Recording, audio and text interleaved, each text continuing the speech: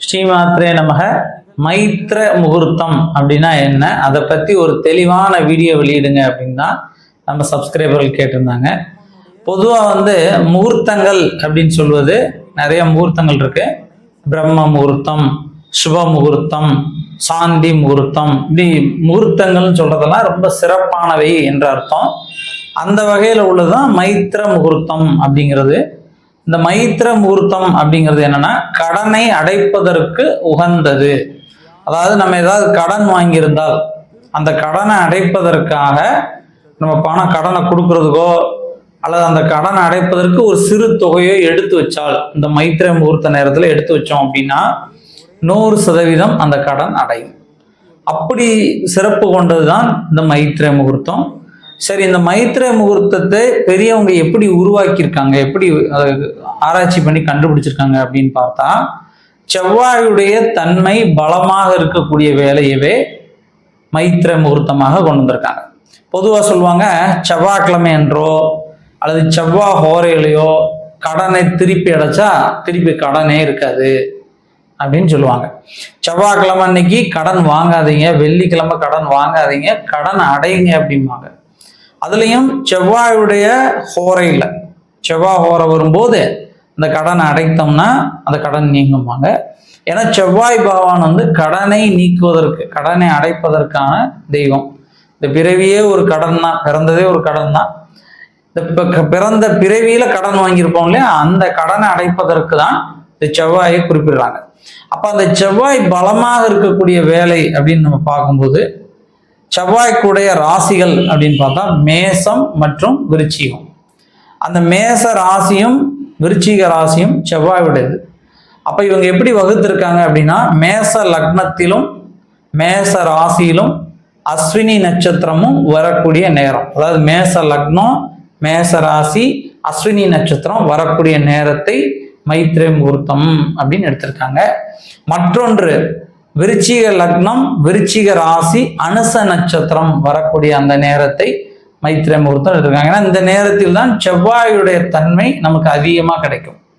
அப்போ அந்த செவ்வாயோட தன்மை கிடைக்கும் போது நம்ம கடன் அடைத்தாலோ இல்லது ஒரு பகுதி, இப்போ உதாரணத்துக்கு ஒரு 1 லட்ச ரூபா கடன் இருக்கு அப்படின்னா, ஒரு 1000 ரூபானாலும் அந்த நேரத்தில் எடுத்து வச்சு இதை கடனை அடைப்பதற்காண்டி நான் எடுத்து வச்சிருக்கேன் அப்படின்னா, அந்த கடனை அடைப்பதற்கான எண்ணங்கள், அதுக்கான வாய்ப்புகள், அதுக்கான வழிகள் நமக்கு உருவாகும்.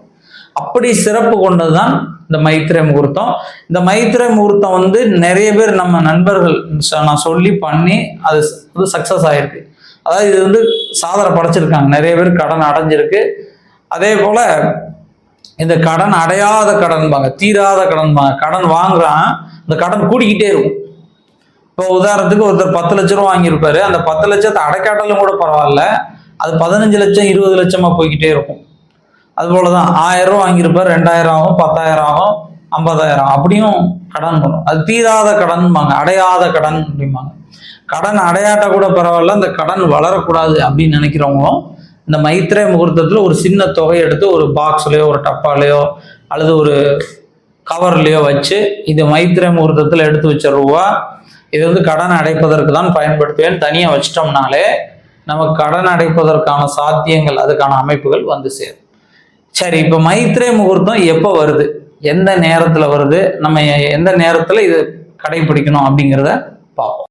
ஸ்ரீமாத்ரே நமக. அந்த மைத்ர முகூர்த்தம் அப்படின்னா என்ன அப்படின்னா, கடனை அடைப்பதற்கு உதவக்கூடிய நேரம், அதாவது தீராத கடன்களை நீக்குவதற்கான ஒரு அற்புத நேரம்.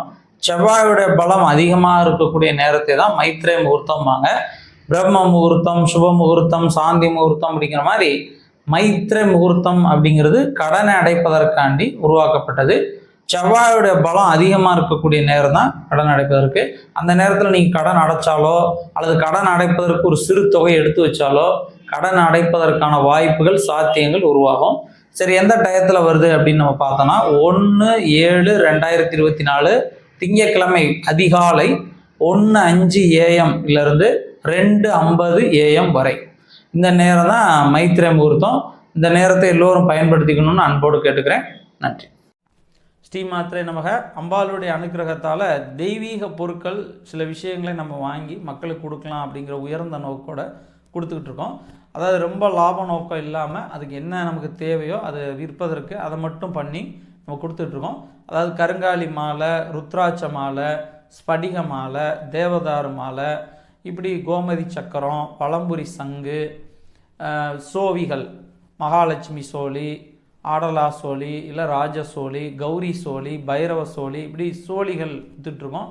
அதே போல் தாமிரமணி மாலை, இப்படி தெய்வீக பொருட்கள், யந்திரங்கள், மகாலட்சுமி யந்திரம், வாஸ்து யந்திரம், குரு யந்திரம், வாராகி யந்திரம், இப்படி யந்திரங்கள் கொடுத்துட்ருக்கோம்.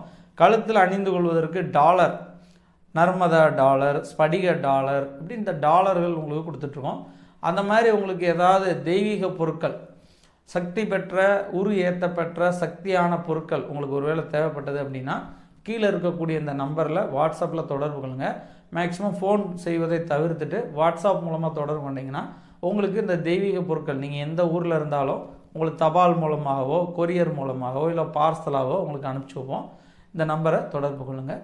நன்றி.